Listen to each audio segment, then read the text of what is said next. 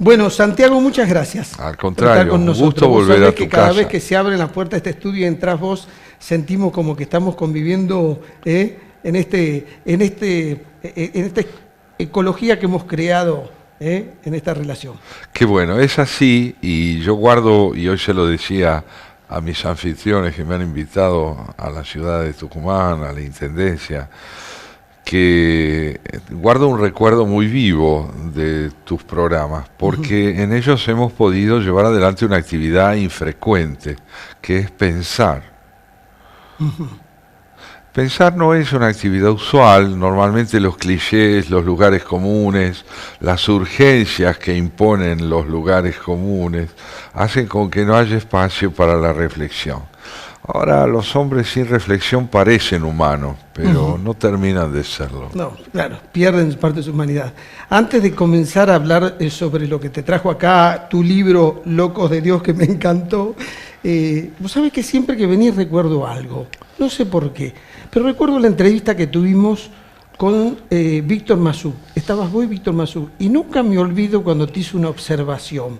¿Te acuerdas cuando vos decías que la Argentina, para que los cambios realmente se lleguen a producir, todos teníamos que ser como verdaderos insomnes? Y a él no le gustó ese término. No, ¿por qué insomne? Dijo. No, tenemos que estar atentos. Pero bueno, me acuerdo. Claro, sí, Víctor es es la primera gran figura tucumana que yo conocí personalmente, y a quien le debo buena parte de mi formación universitaria, porque fue mi profesor en la Facultad de Filosofía, luego mi amigo de toda la vida desde que egresé de la facultad prácticamente, y tuvimos con él un intercambio vivo, tanto a través de nuestra obra escrita como a través del diálogo, otra actividad infrecuente. Pero justamente Víctor, que era un exquisito escritor con un sentido de la propiedad terminológica notable, él me quiso decir que la atención era la labor de la vigilia, y yo quería decir que el insomnio era el desvelo de los preocupados. Creo hoy, sigo creyendo lo que hay entre la atención de la vigilia y el desvelo de los preocupados, un complemento. Bien. Para los que tal vez no vieron esa entrevista, estamos hablando de 15 años atrás, por lo menos. Sí. Hace tiempo. Santiago, invitado por la municipalidad para hablar sobre el valor de la palabra, y como siempre te quiero hacer una trampita, pero yo sé que vos sabés muy bien, es preguntarte qué valor tiene la palabra con $1.40. No, cada vez más valor a medida que la sociedad se rige unilateralmente por las oscilaciones del dólar. ¿Por qué? Porque poder pensar a fondo a qué se debe el hecho de que los argentinos advirtamos que no tenemos moneda y que tratemos de aferrarnos a una moneda que no nos da tregua en cuanto a la posibilidad de adquirirla y contar con ella como un reaseguro, puesto que su oscilación es perpetua. Esto lleva a la necesidad, como antes te decía, de pensar. Y pensar es devolverle a la palabra el papel protagónico que tiene que tener en la construcción de ciudadanía. Es imposible construir ciudadanía si las palabras no recuperan un valor de convergencia y encuentro entre los argentinos. Y este encuentro, lejos de ser un encuentro sin tensión y sin conflicto, es encuentro porque las tensiones y los conflictos se tramitan a través de un espacio de convivencia. La verdadera convivencia no implica ausencia de tensiones, sino capacidad de que las tensiones encuentren en la palabra el instrumento fundamental de su disolución. Sin palabras, las tensiones se acrecientan y desembocan en la violencia, porque el hombre es un ser que fuera del lenguaje y del espacio de lo que implica compartir conceptos, pierde identidad como ciudadano. Claro. A ver, somos personas verbales, no hubiese subsistido la humanidad sin la palabra, porque es la que permitió la comunicación, la organización, y se crearon los sistemas de convivencia, primero a través de la palabra. Después se fueron a escribir. Octavio Paz, el gran escritor mexicano, decía que estamos hechos de palabras. Y esto es muy profundo lo que él dice. ¿Qué quiere decir que estemos hechos de palabras? Que el lenguaje en nosotros no solo es un medio, sino que es el elemento vertebrador de nuestra identidad. Es el elemento vertebrador. ¿Y por qué lo es? Las restantes especies tienen consignas, pero en sentido estricto no tienen lenguaje. Tienen consignas, registros de sonidos, mediante los cuales abarcan un abanico muy pobre de posibilidades de variación. El pájaro canta para mostrar que se ha adueñado de un lugar, canta para convocar a la hembra para aparearse con ella. Para advertir. Pero lo cierto es que en el lenguaje humano las palabras tienen significación múltiple, no un solo significado. Hay tal variedad de matices en el lenguaje que bello y hermoso no son lo mismo. Útil y funcional tampoco. Problemático y complejo tampoco.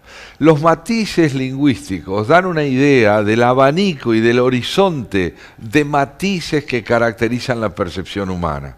Cuanto más pobre es el lenguaje humano, menos mundo tiene quien lo emplea. Y el mundo es la realidad revestida de significación, tal como el hombre puede tener la posibilidad de constituirlo. Si perdemos lenguaje, perdemos mundo. Me hace acordar a esa famosa frase que escuché, que se la transmito a mis alumnos que tienen que hacer uso de la palabra, que el vocabulario y el lenguaje es parte de nuestro patrimonio. Dime cómo hablas y te diré quién eres y a dónde llegarás. Fíjate vos, a tal punto esto es serio, que hoy en la Argentina y en otros sitios también, pero entre nosotros el lenguaje está muy empobrecido. La riqueza léxica de nuestro idioma supera ampliamente el empleo que de ella se hace. La lectura se ha vuelto muy esquemática. Los conceptos han perdido relevancia. Pensar se ha transformado en una actividad de escasa frecuentación. No obstante, debemos insistir en esta convicción profunda, creo yo, de que a medida que el lenguaje se empobrece, los hombres se vuelven espectrales. Parecen humanos, pero no lo son. La violencia está asociada al esquematismo del lenguaje, al maniqueísmo, a la ausencia de matices. Si queremos superar la violencia, no solo debemos llevar adelante un programa estricto de justicia social, sino entender que el enriquecimiento perceptivo y educativo de los hombres pasa por la recuperación del lenguaje. Es muy interesante este punto porque nos hace pensar que la palabra no es otra cosa que un acto de entrega. Yo me entrego a vos a través de la palabra, vos me recibís, reaccionás, y ahí entramos en diálogo. Cuando vos decís que en la Argentina está faltando diálogo, se me ocurre pensar que somos más bien emisores y no queremos ser receptores. Por supuesto, la intransigencia ideológica congela el lenguaje en la instrumentación que uno hace de él para hacerle llegar al otro, como sea, sus convicciones, sin ser permeable a las de él. Claro. Entonces, claro, esta asimetría brutal entre emisión y recepción hace con que nos esté faltando lo que yo llamaría primordialmente sensibilidad política, porque la política no es primordialmente la acción de un partido, es la idea de cómo se lleva adelante recursos de convivencia entre quienes no coinciden y no tienen por qué coincidir, salvo en las políticas del bien común. Claro. Ahí sí es necesario que haya coincidencia. Por eso pienso yo, ¿qué es una república democrática? Una república democrática es el repertorio de valores compartidos por quienes no coinciden en lo demás. Puede haber a la izquierda de la democracia republicana una fuerza, y debe haberla, y a la derecha otra. No tienen por qué coincidir salvo en el repertorio de valores comunes que hacen al sostenimiento y consolidación de la república democrática. Esto tiene que ver con tu libro Locos de Dios, que me decías que es un éxito editorial. Parece que sí. Me he enterado que se está imprimiendo la tercera edición de un libro que salió en julio. O sea que en 4 meses prácticamente, o en 3 meses, ha logrado una repercusión que no deja de sorprenderme. No porque yo estuviera seguro de su fracaso, sino porque siempre a un autor que no está habituado a figurar en la lista de los autores más vendidos, lo sorprende el hecho de encontrar tantos amigos entre quienes tienen el hábito de leer y tantos amigos que estén dispuestos a pensar, porque este es un ensayo, no es una novela, es un libro que espero que esté bien escrito porque he puesto mucho empeño en eso, pero es fundamentalmente un libro que invita a reflexionar sobre las relaciones entre ética y política. Te hago una pregunta. Yo cuando lo leí me tomé un tiempo para pensar si lo que te movilizaba era el sentimiento de la esperanza, un sentimiento de desánimo. Bueno, vamos a explicarle a los lectores a qué puede motivar esta reflexión tuya. Locos de Dios es el nombre que en el antiguo Israel, de hace 27 siglos, se le daba a los profetas, a esos hombres que irrumpían en su comunidad sin tener otra autoridad que la que ellos mismos se atribuían, para enfrentar al poder en todas sus formas, el poder político, el poder religioso, el poder del dinero, y plantearle a los poderosos que tenían una deuda con la justicia social, y que si no la saldaban, nunca serían auténticos representantes de su pueblo. No creían ellos que el saldo de esa deuda pudiera ser pleno, pero sí que en verdad lo que al hombre lo distinguía en su estatuto moral más alto era el hecho de poner empeño en acotar la distancia entre política y ética. Bien. Entonces, ¿cuál es la esperanza? La esperanza es la que nace de la convicción de que lo que le da sentido a la lucha por la aproximación constante entre ética y política no es la ilusión de que un día sean lo mismo, sino la convicción de que la insistencia en ese acercamiento es insoslayable. Debe ser llevada adelante. En este sentido soy un hombre esperanzado. Esperanzado. Porque también sos realista que aquella misión sigue vigente al día de hoy. Así es. Es un diálogo complicado, porque la política tiene un pragmatismo ciego y sordo, donde la ética no puede penetrar. Bien, entonces podemos decir que la ética es intransigente en el sometimiento de sus convicciones y la política es negociadora, es decir, que aunque tenga principio por tener que hacerle lugar a los del otro, tiene que encontrar acuerdo o zonas de convergencia que le brindan flexibilidad a sus convicciones. No obstante, sin ética, sin ley, no hay un poder político representativo de la comunidad, tan solo representativo de los poderosos. Cuando la política se somete a la ley, ingresamos al terreno de la democracia representativa. Cuando la ley se somete a la política, ingresamos al terreno de la demagogia, del caudillismo y de la intolerancia. Además, lo interesante del libro que lo deja claro es que la ética, transmitida a través de los personajes que vos hablás, no le habla a la política, a la economía o a las instituciones o al poder, le habla al corazón del hombre, sí, de donde nace la economía, la política y las instituciones. Así es, muy bien. El libro recorre un panorama de protagonistas de este empeño en lograr que la ética tenga un papel fundamental en la concepción de lo político. Este empeño, como digo, no nace de creer que un día esto va a lograrse definitivamente, sino de la convicción de que es imprescindible insistir para que al menos se intente esta aproximación.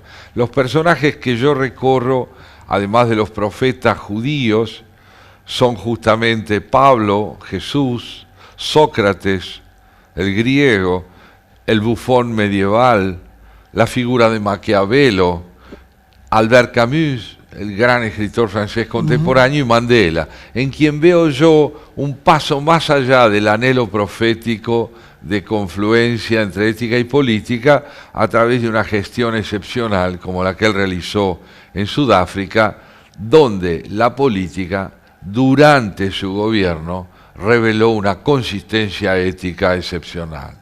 Es extraordinario, Mandela. Extraordinario. Después de 27 años de sufrimiento de las peores condiciones inhumanas a las que se puede someter el hombre, que de ahí salga un corazón lo suficientemente generoso y una mente lo necesariamente brillante como para nunca tomar una represalia y llamar a la unidad y a la convivencia.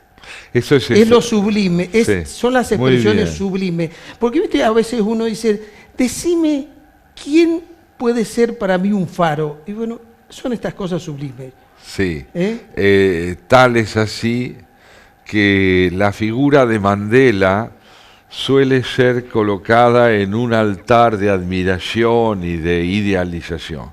Pero yo debería decir, porque es mi convicción, que no lo debemos tomar como algo inimitable, sino como algo que nos ayuda, toda su acción es eso, a comprender que lo que llamamos dificultades suelen ser poca cosa al lado de los sufrimientos que él tuvo que enfrentar.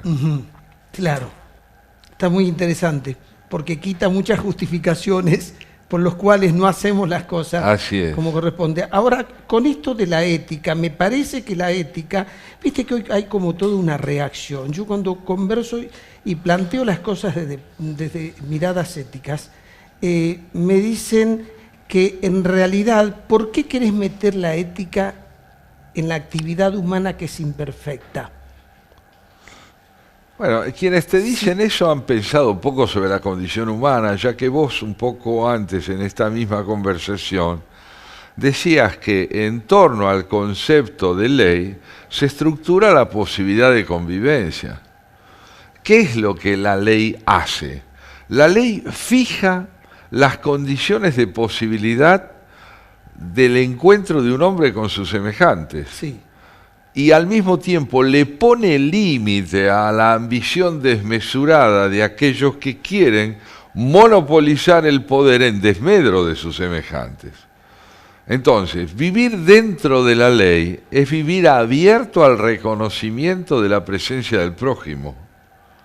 Claro, verlo como valioso y necesario. Eso es, valioso y necesario. Porque si no, no hubiera ley, no sería necesaria la ley si yo estoy solo. Así es. Y no quiero o que si quiero monopolizar el poder, como antes decía, en desmedro de mis semejantes. El hombre no necesariamente vive dentro de la ley porque la ley viva dentro de él. El hombre aprende a vivir dentro de la ley porque fuera de ella no tiene porvenir humano. Tiene, entendiendo por humano este don de convivencia, tiene porvenir violento. Claro. Bueno, esa fue la revolución cognitiva. Eso es. Cuando el hombre se dio cuenta que tenía que construir un sistema que abarque a todos. Como no ha podido hacerlo, su dignidad pasa por la insistencia con que intenta hacerlo. La dignidad del hombre no proviene del hecho de que haya realizado ese ideal, sino que no ceda en el esfuerzo por lograr encontrarlo. Claro. Claro, no es un punto al que se llega, sino al que permanentemente se aspira, sí, eso es. Con la esperanza de. Por Entonces eso, vos decís, no vale desilusionarse, porque este es el camino. Así es. Y además esta es la riqueza de la vida. Albert Camus, en el mito de Sísifo, obra excepcional dentro de la ensayística contemporánea, le da al mito de esa figura griega, de la mitología griega que fue Sísifo, un sentido notable. Sísifo es condenado por Zeus a pagar por tratar de derrocarlo y de comprometer su propio poder. El castigo que le impone Zeus a Sísifo es cargar sobre sus hombros un enorme peñasco hasta la cima de una montaña. El esfuerzo es descomunal y la lentitud de este intento parece interminable. Una vez que Sísifo deposita en la cima este peñasco, el peñasco vuelve a rodar hacia abajo y lo fuerza a Sísifo a ir nuevamente en busca de él. Esto es infinito y la convicción de Zeus es que la desesperación va a corroerlo a Sísifo. Pero Sísifo, en la versión de Albert Camus, comprende que su dignidad no pasa por lograr depositar para siempre el peñasco en la cima, sino por insistir infinitamente en volver a buscarlo y volver a llevarlo. Y que un hombre es humano en lo que tiene de mejor, porque es en la perseverancia de un propósito donde encuentra su realización fundamental. ¿Entendés entonces que el ser humano, en cuanto a que comprende la trascendencia, es capaz de imitarlo a Sísifo? Si nosotros nos educáramos cabalmente, entenderíamos lo siguiente: que los hombres no vivirán nunca en plena armonía, pero pueden vivir siempre buscando la armonía en la que necesitan vivir. Qué interesante. Te propongo que hagamos una pequeña pausa. ¿Cómo y después no? seguimos. Encantado.